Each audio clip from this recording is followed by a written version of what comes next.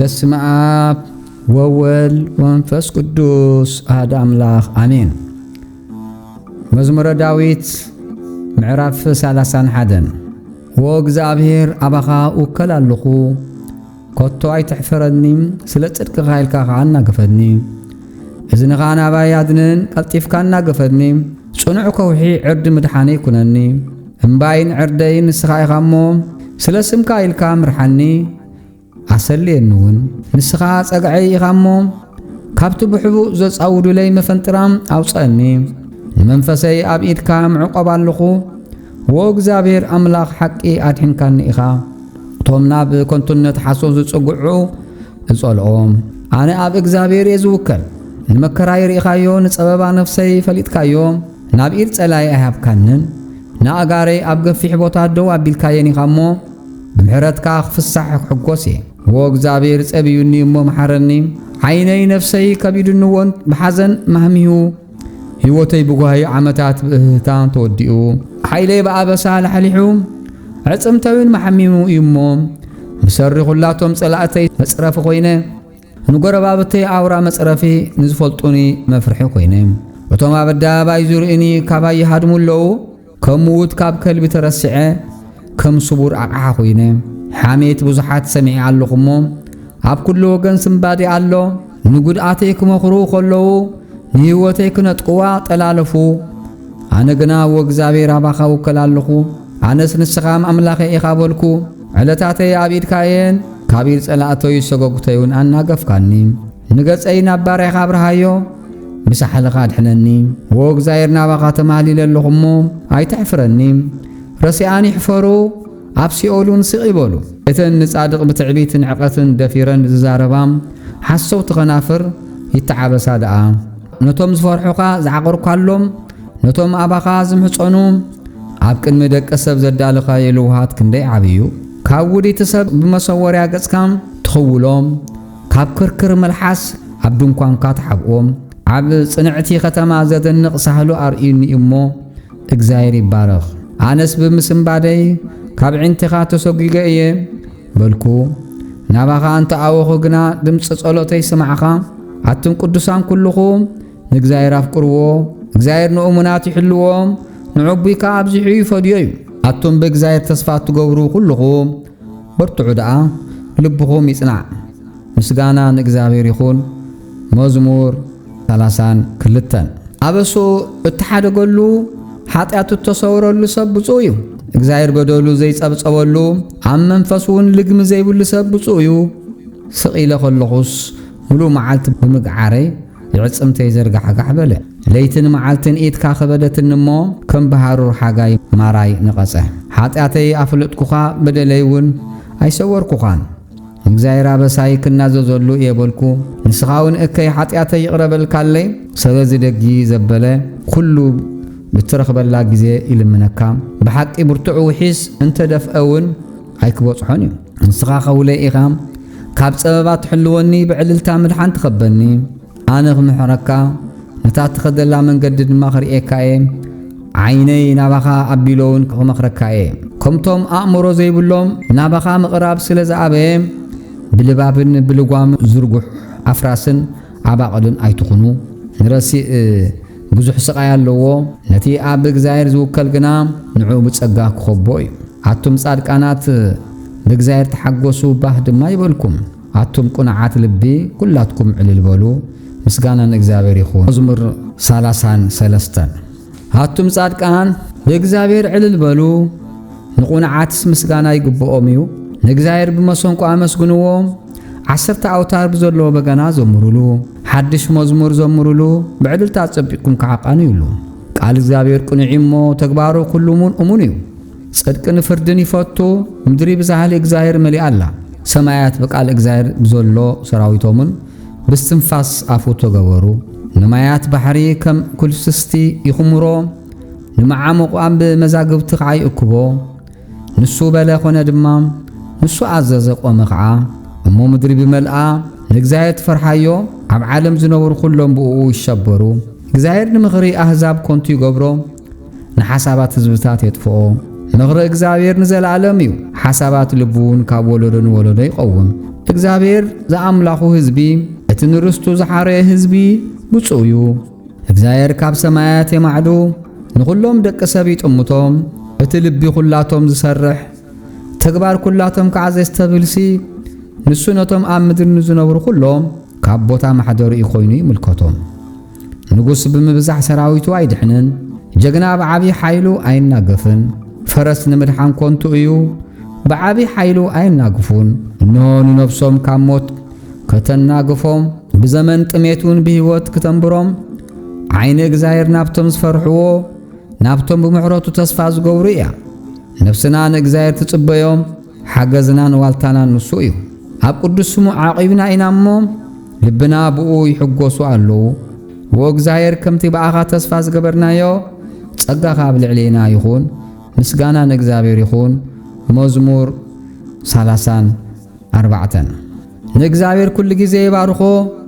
ውዳሴኡ ንሓዋሩ ኣብ ኣፈ እዩ። ነፍሰይ ብእግዚአብሔር ክትሕበን እያ፣ ትሑታን እዚ ሰሚዖም ክሕጎሱ እዮም። ንእግዚአብሔር ምሳይ ኣዕብይዎ፣ ንስሙ ሓቢርና ልዕል ነብሎ። ንእግዚአብሔር ደለኽዎ፣ ንሱ እውን መለሰለይ። ኣብ ኩሉ ፍርሓተይ ያናገፈኒ፣ ናብኡ ክጥምቱ የንጸባርቑ፣ ገጾሙን ኮቱ ኣይሓፍርን። እዚ ምስኪን እዚ ኣእወ እግዚአብሔር እውን ሰምዖ፣ ካብ ኩሉ ጸበብኡ ከዓድሓኑ።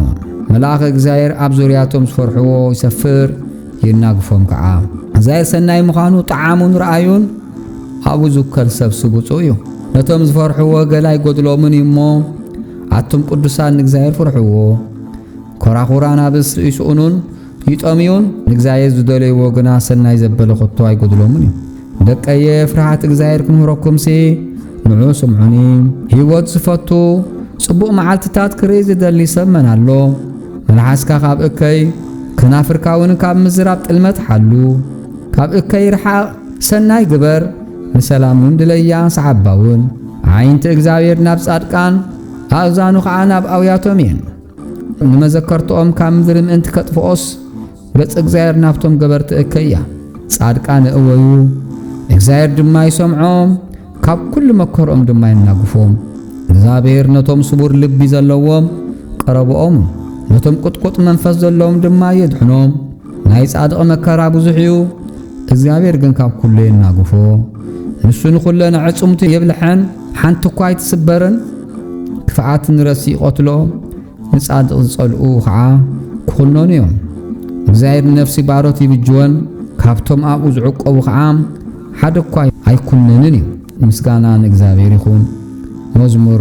35 ወእግዚአብሔር ነቶም ዝበኣሱኒ ተባኣሶም፣ ነቶም ዝዋግኡን ውግኣዮም። ዋልታን ገለብን ሓድሞ ንምርደይ ከዓ ትንስእ። ኩናት ኣንበጥብጥ መንገዲ ከዓ ሰጎግተይውን ዕጾ። ንነፍሰይ ምድሓንኪ ኣነ የበላ፣ ንነፍሰይ ዝደልይዋ ይሕፈሩ ይነውሩን። ተፍኣተይ ዝሓስቡ ንድሕሪት ይመለሱን ይሕፈሩን። ከምቲ ኣብ ቅድሚ ንፋስ ዘሎ ቡቕቡቕ ኮይኑ ይኹኑ፣ መልአክ እግዚአብሔር ከዓ የባርሮም። ብዘይ ምኽንያት ምፈንጥሮኦም ብሕቡእ ዘርጊሖምለይ፣ ብዘይ ምኽንያት ነፍሰይ ጎዳጉድ ክዒቶምላ እዮም እሞ። መንገዶም ጸልማትን መንደህለጽን ትኹን፣ መልአክ እግዚአብሔር ድማ ይስጎጎም። ብድንገት ጥፍኣት ይምጻዮም፣ እታ ዝሰወራ መፈንጠርኡ ትሓዞ፣ ንጥፍኣቱ ናብኣ ይውደቕ። ነፍሰይ ግና ብእግዚአብሔር ባህ ክብላም፣ ብምድሓንን ክትሕጐስ እያ። ይዕጽምተይ ኩለንዎ እግዚአብሔር፣ ንስኻ ንምስኪን ካብቲ ዝሕይሉ ንምስኪናን ድኻን፣ ካብቲ ዝብዝብዞ ዘናግፍ ንዓኻ ዝመስለካ መን ኣሎ ክብላ እየን። ሓሰውቲ ምስክር ተንሲኦም ዘይፈለጥክዎ ነገር ይሓቱኒ። ኣብ ክንዲ ሰናይ እከይ ፈድዩኒ ነፍሰይ ዘኽቲማ ኣላ። ኣነስ እንተ ተሓመምኩ ከሊት ተኸደንኩ፣ ንነፍሰይ ብጾም ቀጻዕኽዋ ርእሰይ ኣድኒነ ጸለኹ። ፈታውየይ ሓወይን ከም ዝነበረ ገይረ ተመላለስኩ፣ ብወላዲቱ ከም ዝበኪ ደኒነ ሓዘንኩ። እንተሓንከስኩ ግና ሓቢሮም ባህ በሎም፣ ክፉኣት ሓበሩለይ ኣይፈለጥኩን ከዓ ቀደዱኒ ኣይሓደጉንን እውን። ንሶም ግቡዛት ዋዘኛታት ኮይኖም ኣስናኖም ሓርቆሙለይ። ጎይታይ ክሳብ መዓስከ ነዚ ክጥሙተ ኢኻ? ንነፍሰይ ካብ ጥፍኣቶም ነታ ቐንደይ ካብ ኣናብስ ኣናግፋ። ኣብ ዓብዪ ማሕበር ኣመስግነካ፣ ኣብ ማእኸል ብዙሓት ህዝቢ ውድሰካ። ነቶም ብኸምኡ ዝጻረሩን በኣይ ኣይተሓጉሶም፣ እቶም ብምኽንያት ዝጸልኡኒ ብዒንቶም ኣይጣቖስለይ። ሰላም ኣይዛረቡ እዮሞ ነቶም ሩግዓት እታ ሃገርሲ ጥልመት ይምህዙላሉ አፎም ናባይ ሃሃቢሎም እሰይ እሰይ ዓይነን ሪአቶ ይብሉ አሉ ወእግዚአብሔር ኢኻዮ ስቃይ ትበል ጎይታይ ካባይ ትርሓቅ ወአምላኸይ ጎይታይውን መሰለይ ንቃሕ ንነገረይ ድማ ተንስእ ወእግዚአብሔር አምላኸይ ከም ጽድቅኻም በይነለይ በአይ ድማ አይተሐጎሶም ልቦም አሰይ ድሌትና ኾነ አይበሉ ወሓጥናዮ አይበሉ ነቶም ብጸገመይ ዝሕጎሱ ኩሎም አሕቢርካ አሕፍሮም አንውሮም እቶም ዝዕበይለይ ውርደት ነውርን ይልበሱ እቶም ንጽድቀይ ዝፈቱ ዕልል ይበሉ ይተሐጎሱን ኩሉ ግዜ እውን ናባይ ባሪኦ ሰላም ዝፈቱ ጎይታይ ዓብይ ይበሉ መልሓሰይ ድማ ጽድቅኻ ሙሉ መዓልቱን ምስጋናኻ ክትነግር እያ ምስጋና ንእግዚአብሔር ይኹን መዝሙር 36 ረሲ ብውሽጢ ልቡ ክፍኣት ይዛረብ ኣብ ቅድሚ ዓይንቲ ፍርሃት እግዚአብሔር የሉ ሓጢአቱ ከም ዘይረክብን ዘይጸልአንስ ብዒንቱ ንርእሱ ይጥብራ እየን እሞ ቃላት አፉ እከይን ጥልመት እዩ ጠቢብ ምዃኑ ሰናይ ምግባር ሓዲጉ ኣብ ምድቃሱ ክፍኣት ይፍሕስ ኣብ ዘይጽብቕቲ መንገዲ ይቐውም ንእከይ ኣይጽየፎን እዩ ወእግዚአብሔር ሰሓልኻ ክሳብ ሰማያት እምነትካውን ክሳብ ደበናታት ይበጽሕ ጽድቅን ከም ኣኽራን ኣምላኽ እዩ ፍርድታትካ ገፊሕ መዓሙቕ እዩ ጎይታይ ንሰብ እንስሳን ትባልሆም ኢኻ ወአምላኽ ሰሓልኻ ክንደይ ክቡር እዩ ደቂ ሰብ ከዓ ኣብ ትሕቲ ጽላል ኣኽናፍ ይጽጉዑ ብስብሒ ቤትካ ይጸግቡ ካብ ወሓዚ ባህትኻ እውን ተስትዮም ናይ ህይወት ፈልፋሊ ኣባኻ እሞ ብርሃንካ ብርሃን ንሪኦ ኣለና ሳልኻ ነቶም ዝፈልጡኻ ጽድቅኻውን ንቑኑዓት ልቢ ይወስኽ እግሪ ዕቡይ ኣይምጽኣኒ ይድረሲኣን ኣይትስጎጎኒ እነሆ እቶም ገበርቲ እከይ ኣብ ኣወደቑ ተፈጎሙ ክትንስኡ ከዓ ኣይከኣሉን እዮም ምስጋና ንእግዚአብሔር ይኹን መዝሙር 37 ከም ሰዓሪ ቀልጢፎም ክዕጸዱ ከም ልምሉም ቆጽሊ ከዓ ክጽልምዉ እዮም እሞ በቶም ገበርቲ እከይ ኣይትኾሪ በቶም ዓመፅቲ እውን ኣይትቕናዕ ብእግዚአብሔር ተማዕቆብ ሰናይ ድማ ግበር ኣብቲ ሃገር ተቐመጥ እምነት ከዓ ድለ ብእግዚአብሔር ተሓጎስ ልብኻ ዝደልዮ ንሱ ክበካ እዩ መንገድኻ ንእግዚአብሔር ኣማዕቁቦ ኣብኡ ተወከል ንሱ ከስልጠልካ እዩ ንሱ ንጽድቅኻ ከም ብርሃን ንፍርድኻ እውን ከም ቀትሪ ከውፅኦ እዩ ንእግዚአብሔር ሃዲእኻ ተጸበዮ በቲ ብመንገዲ ዝሰልጠሉ በቲ ሕሱም ሓቐና ዝፍጽሞ ሰብ ኣይትኾሪ እኩያት ክጸንቱ እዮም ንእግዚአብሔር ጽበይዎ ግና ንምድሪ ክወርሱዋ እዮም ኩራ ግደፍ ሕርቀት እውን ሕደግ ኣይተንጸርጽር ዝስናብ እከይ ጥራይ እዩ ዘብጽሕ ቁሩብ ጸኒሑ እቲ ረሲእ የሎን ቦትኡ ክደልዮ ኢኻ ኣይክህልውን ድማ እዩ ትሑታን ግና ንምድሪ ክወርሱዋ እዮም ብብዝሒ ሰላም ከዓ ደስ ክብሎም እዩ ረሲእ ንጻድቕ ይፍሕሰሉ ኣስናኑ ይሕርቅመሉ እግዚአብሔር ዕለቱ ከም ትመጽእ ይርኢ እዩ እሞ ይስሕቆ ረሲኣን ንጥቁዓን ድኻን ከውድቕዎ ነቶም ብቕኑዕ መንገዲ ዝኸዱ ከዓ ክሓርድዎም ሰይፎም ነሰቱ ቀስቶውን ገተሩ ሰይፎም ናብ ልቦም እዩ ዝኣቱ ቀስቶምን ክስበር እዩ ቀላጽም ረሲኣን ክስበር እዩ ንጻድቃን ግና እግዚአብሔር ይድግፎም እሞ ካብ ሃብቲ ብዙሓት ረሲኣንስ ሒደት ናይ ጻድቕ ይበልጽ እግዚአብሔር ንመዓልትታት ንጹሃት ይፈልጠን ርስቶም ከዓ ንዘለዓለም ክነብር እዩ ብክፉእ ዘመን ኣይክሓፍሩን ብመዓልትታት ጥሜት እውን ክጸግቡ እዮም ነሲእ ግና ክጠፍኡ እዮም ጸላእቲ እግዚአብሔር ድማ ከም ጌጽ ሽኻ እዮም ክበኑ እወ ከም ትኪ ክበኑ እዮም እቶም ብሩኻት ንሃገር ክወርሱዋ እቶም ንሱ ዝረግምዎ ግና ክጸንቱ እዮም ረሲእ ይልቃሕ ኣይምልሱን እውን ጻድቅ ግና ርሕርሕ እሞ ይህብ ስጉምቲ ሰብ ብእግዚአብሔር ይጸንዕ መንገዲ ከዓ ባሕ ይብሎ እግዚአብሔር ብኢዱ ይድግፎ እዩ እሞ እንተተዓንቀፈ እኳ ፈጺሙ ኣይክወድቕን እዩ ንእሽቶ ገነበርኩ ኣርጊ ከዓ እኒኹ ግና ኸጻድቕ ተሓዲጉን ዘርኡን ጌራ ክልሙኑ ከቶ ኣይረኣኹን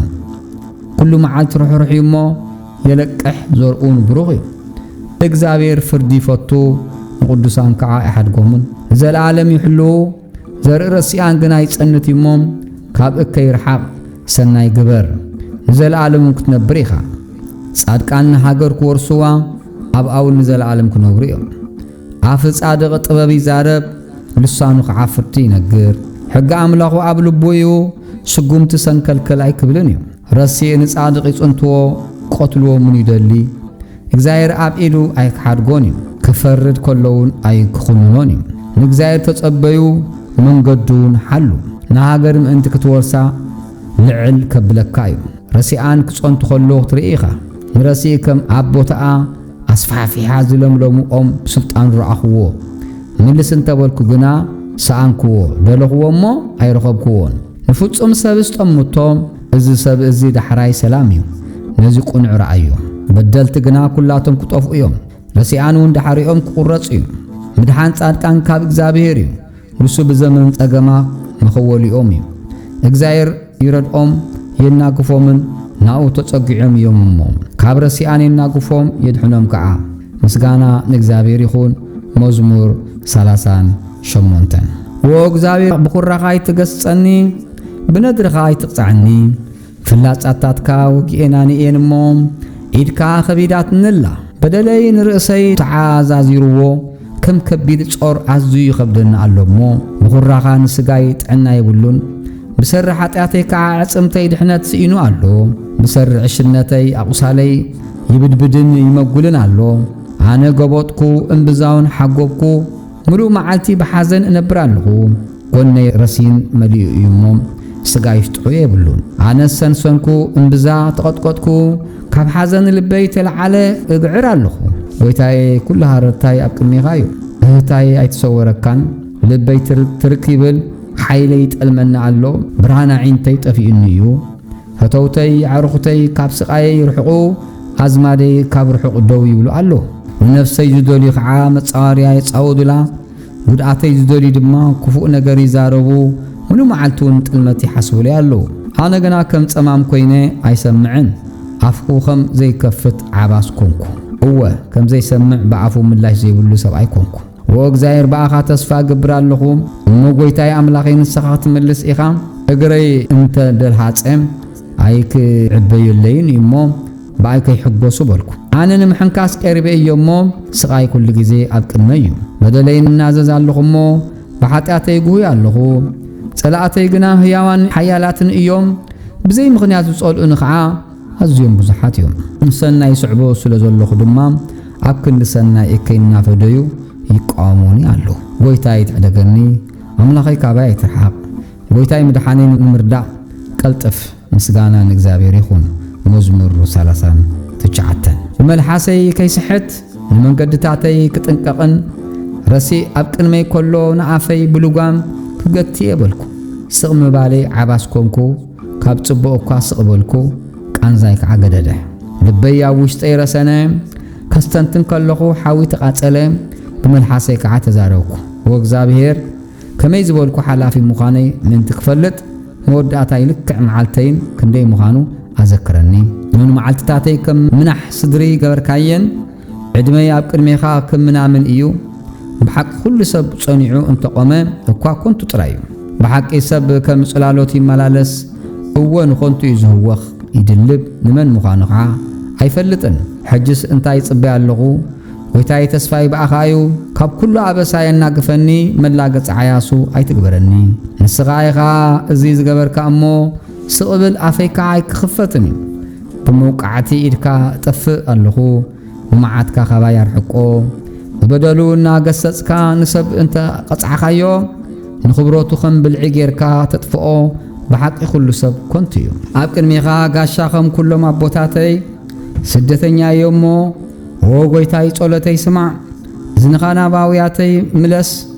ብንብዓተይ ስቕ ኣይትበል ካብዚ ኸይከድኩ ህልውናይ ከይጠፍአ ክቐስንሲ ሕደገኒ ምስጋና ንእግዚአብሔር ይኹን መዝሙር 40 ንእግዚአብሔር ተዓጊሰ ተጸበኽዎ ንሱ እውን ናባይ ደኒኑ ኣውያተይ ሰምዐ ካብ ጉዳጉድ ጥፍኣት ከዓ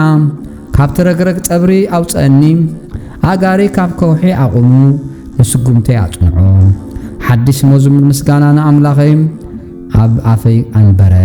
ብዙሓት እዚ ሪኦም ክፈርሑ ናብ እግዚአብሔር ክውከሉ እዮም እቲ ንእግዚአብሔር ኣመንቲኡ ዝገብሮ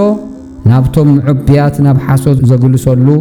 ዘየብል ሰብ ብፁዕ እዩ ጎይታይ ኣምላኸይ ተኣምራትካ ንዓና ዝሓሰብካዮም ሓሳባትካን ብዙሕ እዩ ንኣኻ ዝመስል ኮቶ ይልቦን ክነግሩሉን ክዛረቡሉን እንተደለኹስ ምቁፃሩ ዘይከኣል ብዙሕ እዩ መስዋዕትን መባእን ባህጉ የብልካን ኣእዛነይ ክፈትካለይ መስዋዕት ምሕራት መስዋዕት ሓጢያት ኣይትደልን ኢኻ ሽዑን ነይኹ መጻእኹ ካብቲ ጥቕልል መጽሓፍ ስለይ ተጻሒፉ ኣሎ ኣምላኸይ ፍቓድካ ንምግባር ባህጊ ኣሎኒ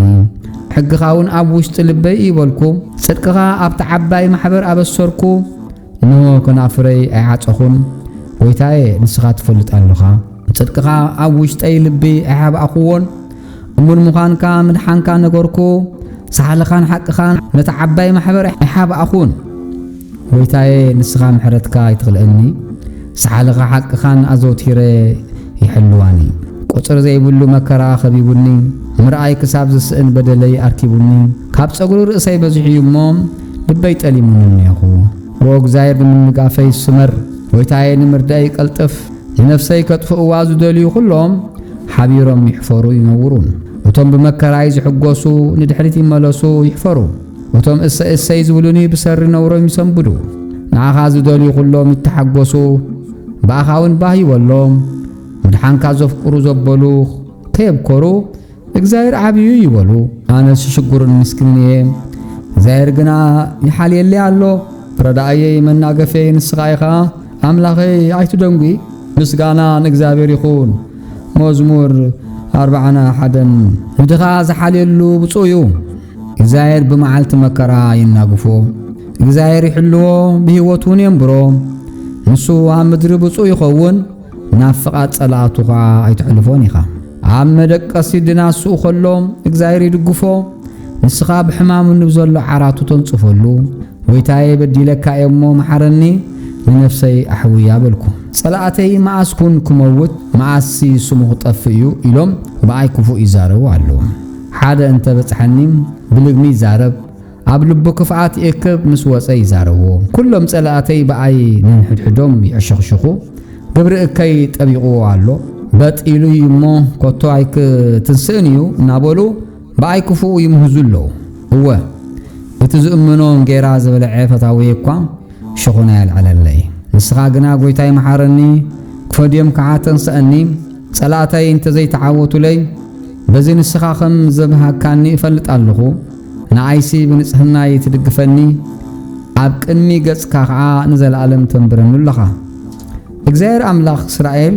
ካብ ዘለዓለም ንዘለዓለም ይባረኽ ኣሜን ምስጋና ንእግዚአብሔር ይኹን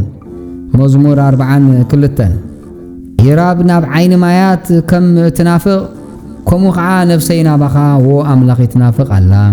ነፍሰይ ንኣምላኽ ነቲ ሕያው ኣምላኽ ትጸምእ ኣላ መዓስ ኮን ክመጽእ ኣብ ቅድሚ ገጽካ ኣምላኽ ክቐውም እየ ኩሉ ግዜ ኣምላኽካ ኣበይ ኣሎ ክብሉኒ ከለዉ ለይትን መዓልትን ንብዓተይ ተቐለቡ ኣነ ምስ ብዙሓት ምስቶም ብድምፂ እልልታም ምስጋናን በዓል ዘውዕሉ ህዝቢ ኸይደ ናብ ቤተ ኣምላኽ ኣምርሖም ከም ዝነበርኩ እናዘከርኩ ነፍሰይ ኣብ ውሽጠይ ፈሰሰት ነፍሰይ ንምንታይ ትጉሂ ንምንታይስ ኣብ ውሽጠይ ትውኽኒ ኣለኺ ስለ ምድሓንክ ገጹ ከዓ ገና ከመስኩን እየ እሞ ተስፋኺ ኣብ ኣምላኽ ግበሪ ዎ ኣምላኸይ ነፍሰይ ኣብ ውሽጠይ ትጉሂ ኣላ ስለዚ ከዓ ካብ ምድሪ ዮርዳኖስ ካብ ኣኽራን ሄርሞን ካብ ዝባን ሚሳር እዝክራ ኣለኹ ብድሃይ መንጫዓጫዓታ ማዕሙቕ ንማዕሙቕ ይጽውዖ ሽምቦታትካ ማዕበላታትካ ዘበለ ብልዕለይ ይሓለፉ እግዚአብሔር ለዋሃቱ ብመዓልቲ ይሰደድ ብለይቲ ድማ መዝሙር ምሳይ ኣሎ ንኣምላኽ ህይወተይ እውን ልመን ኣነ ንኣምላኽ ከውሐይ ንምንታይ ኢኻ ዘረስዓኻኒ ንምንታይ ከብሰሪ ጥቕዓት ጸላእይን ሓዘንኩ ዝኸይድ እብሎ ኣለኹ ኩሉ መዓልቲ ኣምላኽካ ኣበይ ኣሎ እናበሉ ተጻረርተይ ዕጽምተይ ከም ዝቕጥቅጥ ገይሮም ይጻረፉኒ ነፍሰየ ንምንታይ ትጉሂ ንምንታይስ ኣብ ውሽጠይ ትውኽኒ ኣለኺ ንምድሓን ገጸይ ኣምላኸይ ገና ከመስኩን እየ እሞ ተስፋኺ ደኣ ኣብ ኣምላኽ ግበሪ ምስጋና ንእግዚአብሔር ይኹን መዝሙር 43 ኦ ኣምላኽ በይነለይ ምስቲ ምሕረት ዘይብሉ ህዝቢ ተማጎተለይ ካብ ሓሳዊ ዓመፀኛ ህዝቢ ኣድሕነኒ ኣምላኽ ሓይለይ ንስኻ ኢኻ እሞ ስለምንታይ ይደርብኻኒ ስለምንታይ ከብስር ጥቕዓት ጸላእይን ሓዘንኩ ኸይድ ኣለኹ ብርሃንካ ሓቅኻን ለኣኽ ንሳተን ይምርሓኒ ናብ ቅድስቲ ኸረንካ ናብ ማሕደራትካ ከዓ የብፅሓኒ ሽዑ ናብ መሰዊ ኣምላኽ ናብ ኣምላኽ ደስታይን ተሓጓሰይን ክኣቱ ዎ ኣምላኸይ ببغنا مسكنكاي نفسي سلمنتاي تغوي سلمنتاي ساب وشتي توخني الله مدحان غصي املاخي غنا خمسكن يمو تسفا خدا املاخ ببري مسغانا نغزابير يكون مزمور 44 املاختي قدم بزماناتهم زغبركايو غبرس ابوتاتنا زنتي يوملنا باذننا خسمعنايو بيكايو مخنوركامو بيمان ايدكان قصمكان ببرهان غصكان يوم منبر بسيفهم سينه هاجر ايورسوان بقلصممون ايدحنوان نحزبي بيدكا سغوكا نعاتهم تخيلكا نحزبتات اطفيخا نعاتهم كن اغفحكايو هو املاح نسخان نغوسيخا مدحان يعقوب عزز بقصتي يكون زوكل سيفونوي ايكدحنني مو نتصاررتي باخاينا نودقوم نتقاومتنا بسمكاينا نرغصوم كاب تصاررتنا زدحنكانا نصلاتنا زحفركايو مسسخايخا كل معالتي باملاخ زحبن نسمكاون زلعلم نمسكن حجنا دريخانا عفيركناون السراويت زما عيتو صنان الله كاب تصارراي املسكانا صلاتنا زموتنا كما باقيع كنبالع حليفكا هبكانا اب حزابون فحبلكانا نزبغا خمو شتكام باغوخا ايربحخان نغربابتنا خا مصرفي اب زورانيا نزنبرو خا بالتومن ملاغصتوم غبركانا اما اخل احزاب ممسلي اما اخل حزبتات رؤسهم منقانقه غبركانا حصاري ملو معالتي اب قدميو بسر دمصتي صرافن حماين بسر صلاعي فدايي حنن حفرت غصاي شفيننا الله ብዙ ሁሉ بدحنام غنا خيرسعخنان كدان كاون ايطلمنان አቦታ ገበላት ቀጥቂጥካና ብጽላሎት ሞቱን አጎለብካና ከነስኻስ ልብናና ንድሕሪት አይተመልሰን ስጉምትናውን ካመንገድኻ ፍጺሙ አያግለሰን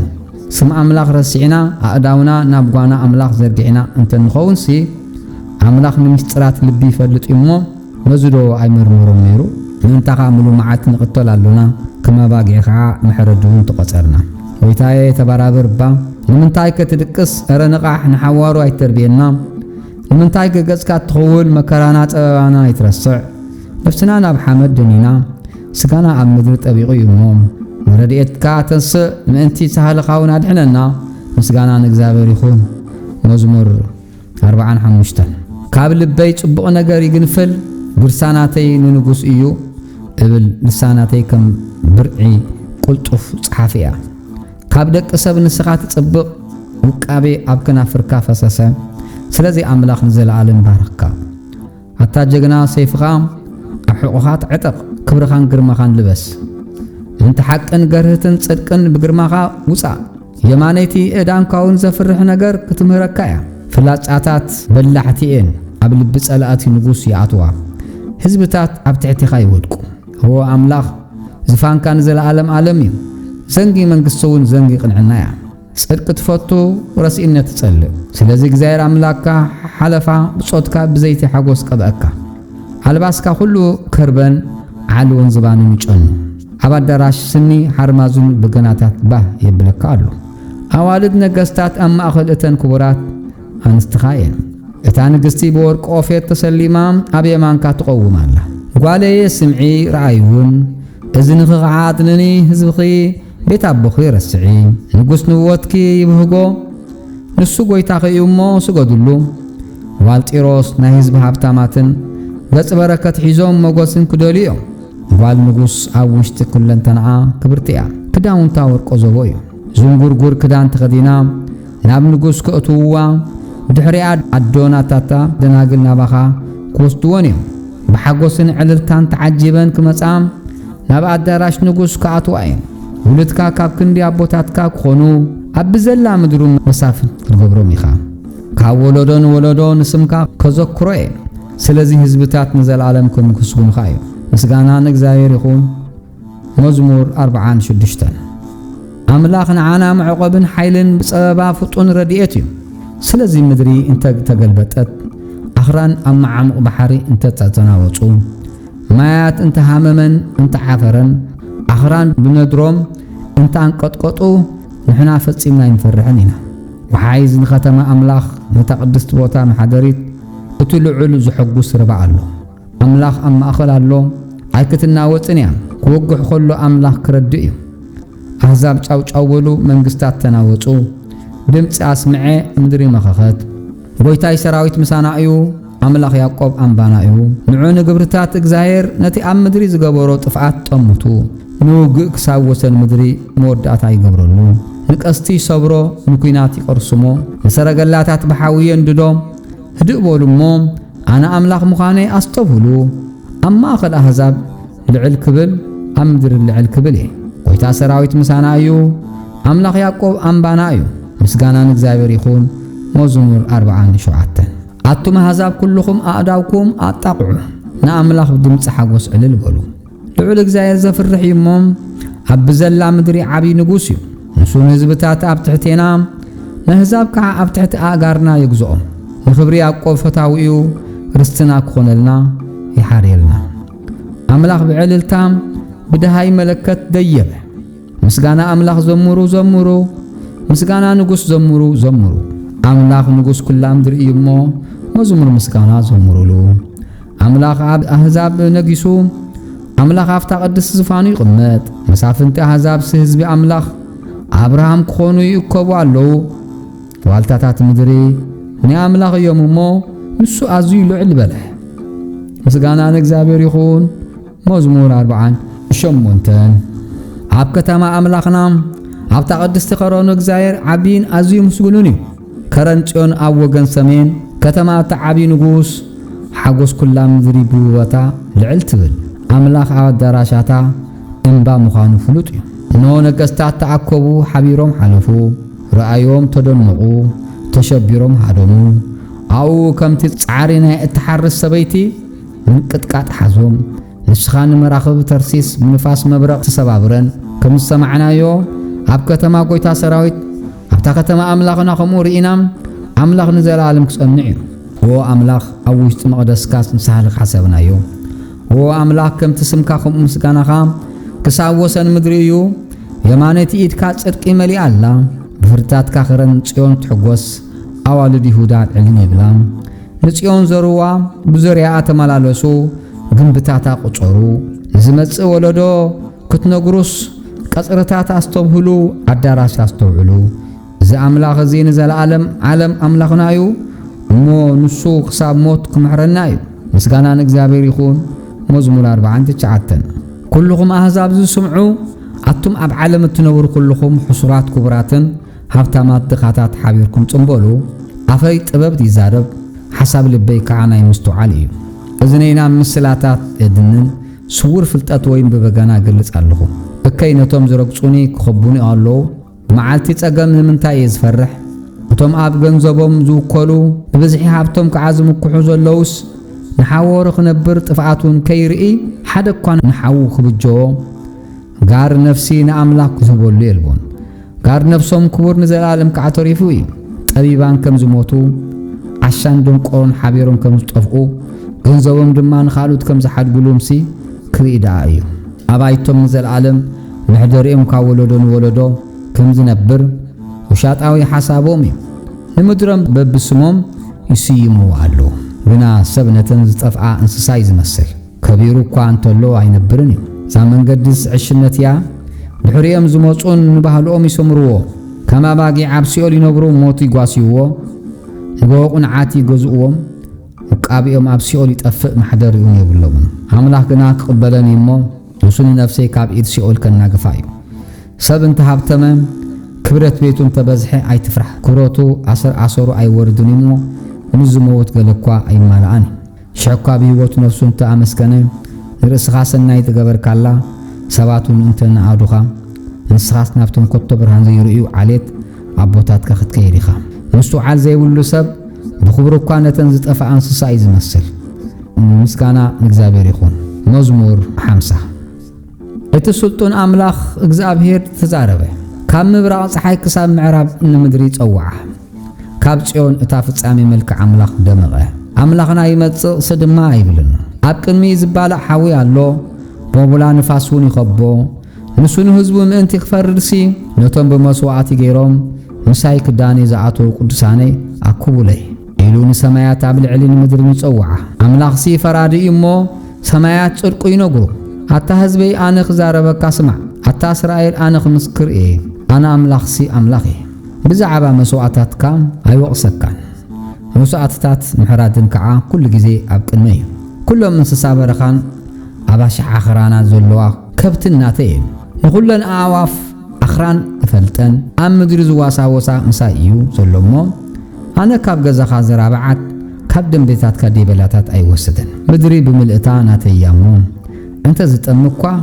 هاي مش نقول كوان نيره أنا دوس جازر عبل دم ذي بلاتات ستيدي مسوعة سمسكان أنا أملاخ صوّله مسبعون من العل هبو بما علت تصاد ما تصوّ عني أنا خلنا جفكاي السخان كتخبرني إخا الرسي جنا أملاخ يبلو حتى تقصاص يتسأل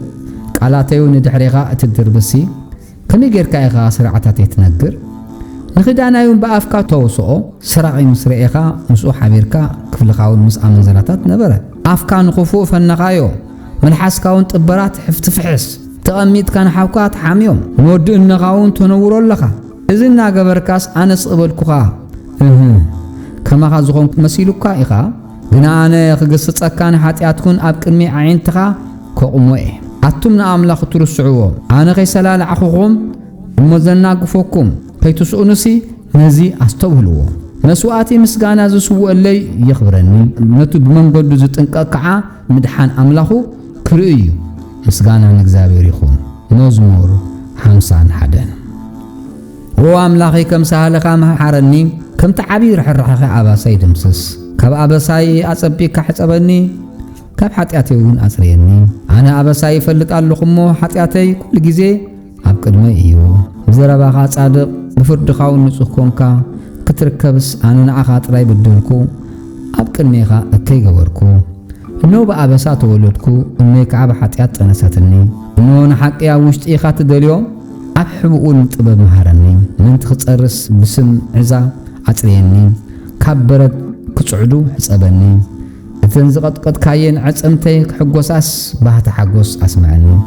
غصكا كاب حطياتي يكول نغزلو ابساي دمسسو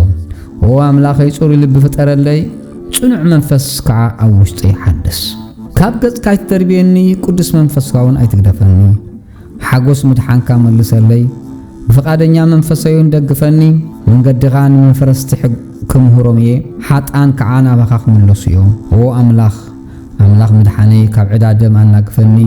لسانيو نصدق علل كتب بلولو يا كويتاي افاي مسكانا خ نغرس كان افري كفت مسوعات بهاي بلكانيو انت زي كونس مقرب كل كانيره مسوعات محراد ايتبه غوني خم مسوعات املاخ صبور منفسي هو املاخ صبور قطقطن لبي ايتنعقوني خم نصيون بصقا خاصنا يغبر الله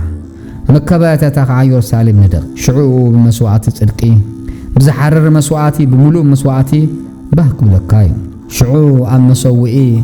أرحو كقرب الكايو مسقانا نكزابير يخون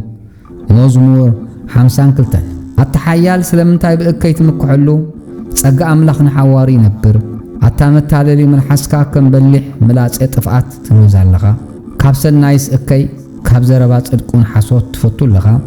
التحساويت ملحس قالات تفقات زبلت تفتوي اللغي سلزي أملاخ نحوارو خطفأكيو كعزكي كاب دمكان كمنطلكي كم مدري حيوان كاخ محوكي صادقان كعنا زريኦም يفرحمو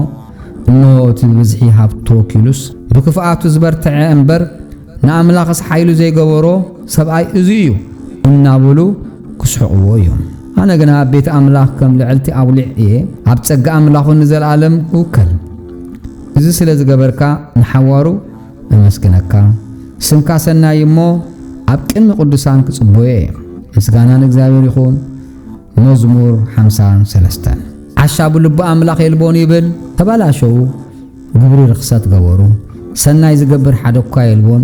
املاخ حدا لب امنا املاخ زدليون تلوم كرئي كاب سمايات نبدك سبات انقلقلو يطمت كلهم عليهم زلو تبالاشو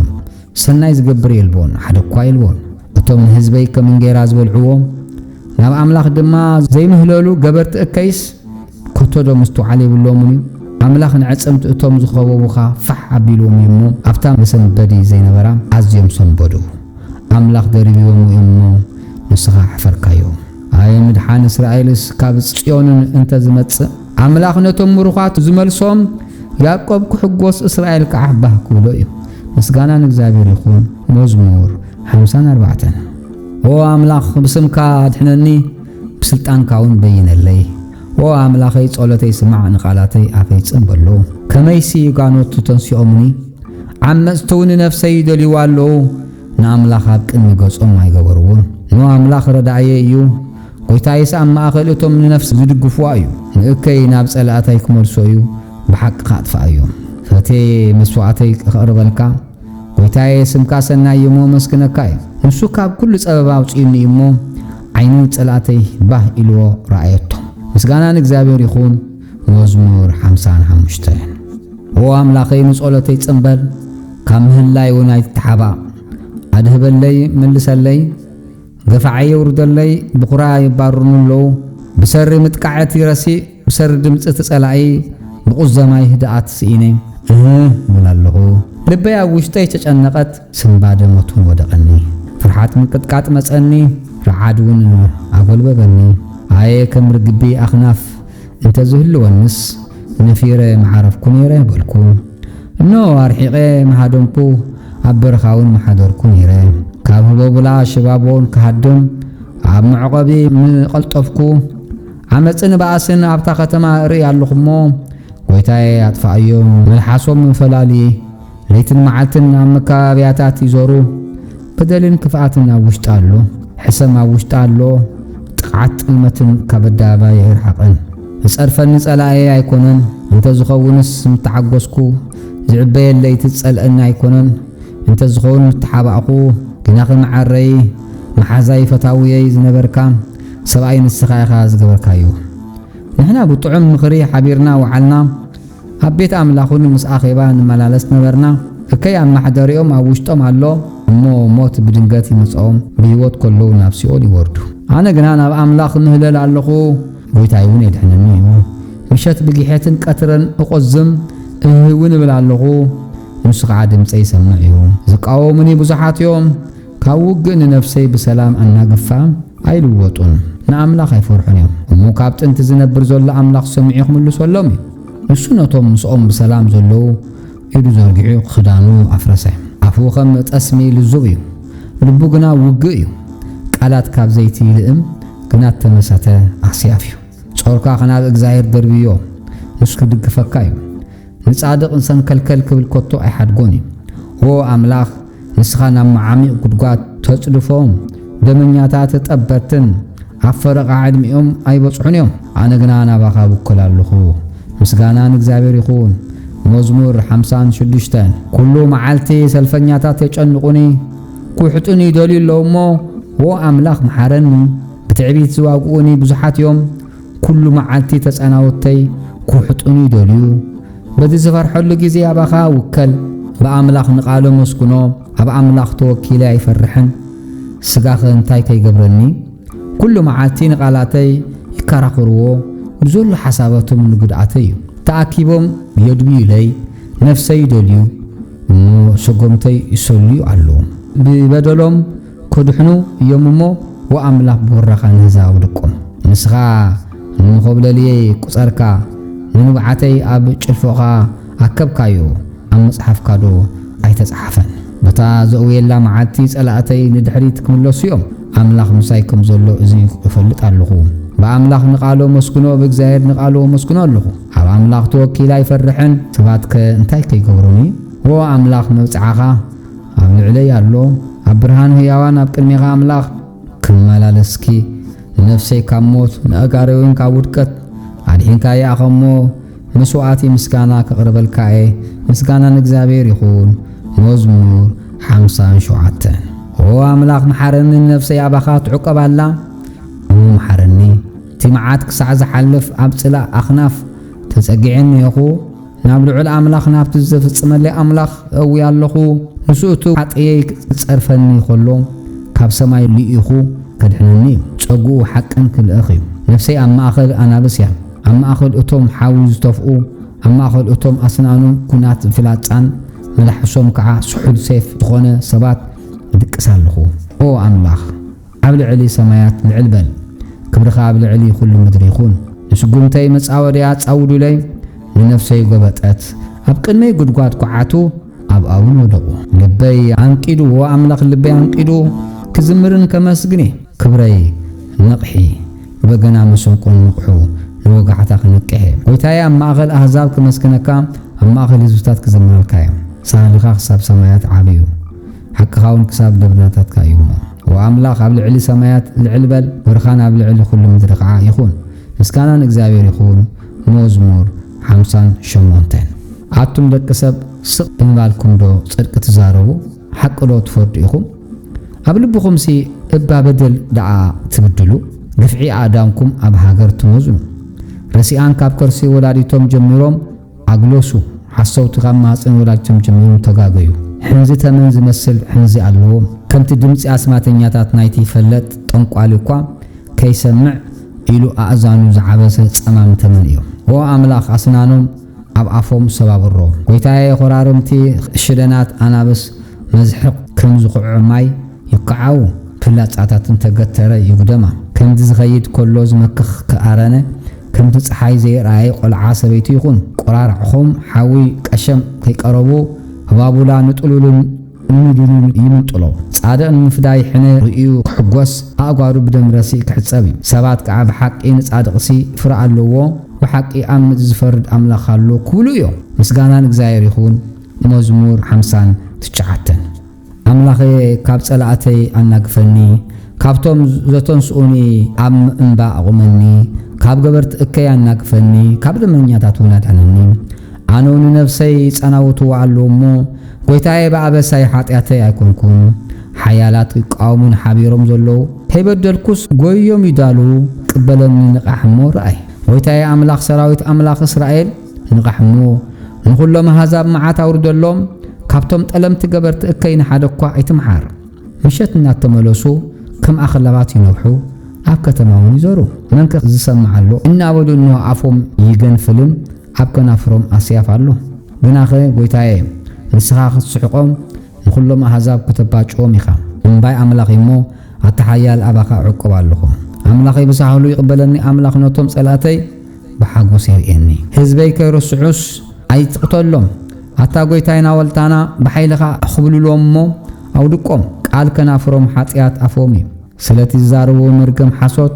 ብትዕቢቶም ይተሓንኮሉ ብኹራኻ ኣጥፋእኻዮ እሞ ኣምላኽ ካብ ያዕቆብ ጀሚሩ ክሳብ ወሰናት ምድሪ ገዛኢ ምዃኑ ከይፈልጡሲ ከምዘይረከቡ ጌርካ ኣጥፋእዮም ምሸት እናተመለሱ ከም ኣኽላባት ይነብሑ ኣብ ከተማ እውን ይዞሩ ነብልዕ ደልዮም ይዛወኑ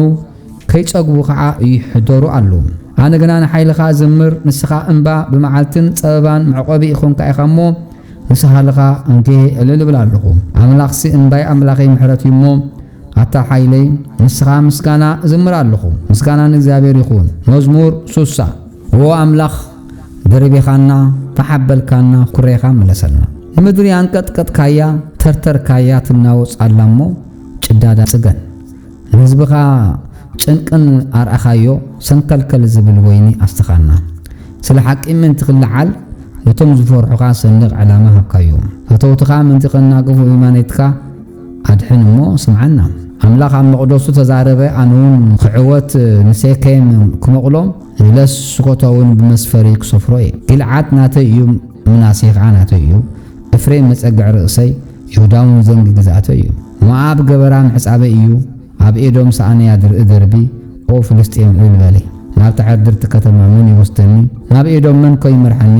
ኦ ኣምላኽ ንስኻ ዶ ይኹንካን ዘርበኻና ንስኻ ኦ ኣምላኽ ምስ ሰራዊትካ ኣይትወፅን ዲኻ ረድኤት ሰብ ኮንቱ እዩ እሞ ካብቲ ተጻራሪ ድእና ብኣምላኽ ንሓይሊ ንሱውን ንተጻረርትና ክረግጾም እዩ ምስጋና ንእግዚአብሔር ይኹን ኣሜን